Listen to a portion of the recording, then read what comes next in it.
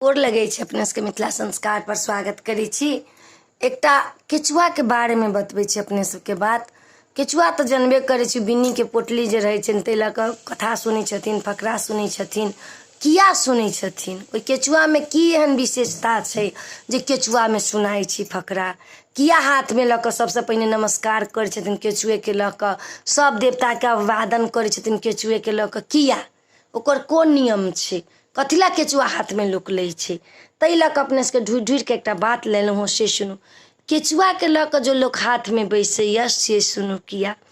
धान जे छथिन से लक्ष्मी छथिन, हरद जे छथिन से विष्णु छथिन, दूब जे छथिन से गणेश जी छथिन, और धनिया जे छथिन से रिद्धि सिद्धि छथिन, हर्रे जे छथिन से महादेव छथिन, बर्रे जे छथिन से गौरी माता छथिन। सुनित रहबै, बर्रे जे छथिन से गौरी माता छथिन, पाई जे छथिन से लक्ष्मी छथिन, पाई जे छथिन लक्ष्मी छथिन, सुपारी जे छथिन से ब्रह्मा जी छथिन।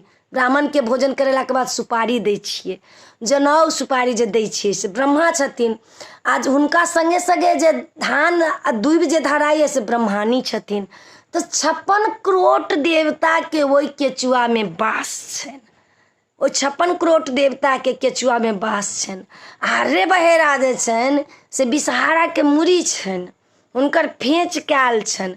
लाल कपड़ा शुभक होइया, सब चीज में भगवती के सबसे प्रिय लाल कपड़ा छै। लाले कपड़ा में केचुआ बन्हाइया, पियर में लोग बांध दैया लेकिन लाल के कपड़ा में केचुआ बांधे के चाहिए। तो लाल कपड़ा सबसे प्रिय जे छनि से भगवती के प्रिय छनि, गौरी माता के। तो लाल कपड़ा में सब चीज रंगा कर, लाल में रंगा कर आ तखन ओइ में 5 मुट्ठी धराइया जे सब देवता के वास होइया। तखन उ पोटली बन्हाइया, ओइ पर से जे धागो लोक बांध दैया, कते ठमन धागो बन्हाइया आ कते ठमन खाली पोटलिए कैस के बन्हाइया जे पोटली नहीं खुलो। और पोटली भर हाथ जे कन्या के दै छै से एहि लऽ कऽ नमस्कार करब जे सब देवता के में वास छै। तै लऽ कऽ पोटली लऽ कऽ अहाँ गोर लागब। अहाँ के मुट्ठी भर पोटली में जते चीज छै तते सोना, असरफी, मोती, मानिक, हीरा सब अहाँ के हाथ में रहो। कथिला पुतौह जे छथिन से लक्ष्मी के अवतार छथिन, घर के लक्ष्मी छथिन पुतौह। पुतौह के आदर करब तो सबतर आदर हैत। बेटी जे छथिन से लक्ष्मी छथिन, भगवती के अवतार छथिन बेटी। बेटी के आदर करब तो सबतर आदर हैत। तो बेटी के हाथ में पोटली धराइया जे एते सोना, असरफी, हीरा, मोती, जवाहरात सब अहाँ के सब देवता देता आ तब अहाँ के मुट्ठी भरल रहत। एना के मुट्ठी में धऽ कऽ गोर लगै छथिन आ मुट्ठी में लऽ कऽ। तो एकर नियम छै, सब चीज के नियम छै, बिना नियम के किछ नहीं छै आ बिना अर्थक किछ नहीं छै। लोक कहै छै कथिला पोटली बन्है छी, तऽ पोटली के अर्थ अपने सब बुझलहुँ। ओइ में सोना, चानी, रुपैया, पैसा सब लोक धऽ कऽ बन्हैया, लेकिन नहीं जुड़नता छै लोक के। तऽ पाई तऽ जरूर दियौ, मोहर तऽ जरूर दियौ जे सब देवता के उ दक्षिणा होइ छनि। उ दक्षिणा के लैया तऽ पंडिताइन लैया, उ सब देवता के दक्षिणा छनि।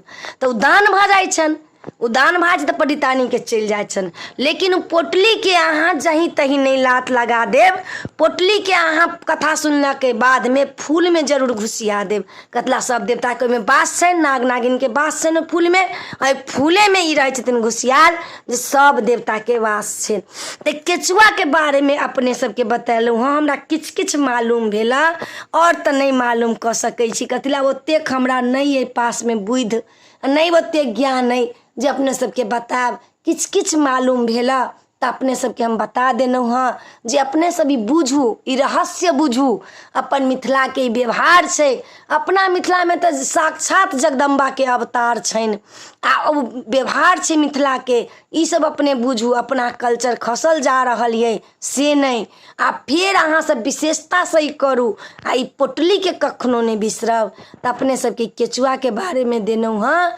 नीक लागत तो चैनल के सब्सक्राइब कर, लाइक कर के नहीं बिसरबै, कह के नहीं बिसरबै वीडियो नीक लागल कि नहीं नीक लागल से कहबै तखन नहीं बुझबै जे नीक लागल कि नहीं नीक लागल, समझ में आयल कि नहीं आयल। तो अपना सब जरूर कहबै जय मिथिला, जय माता जी।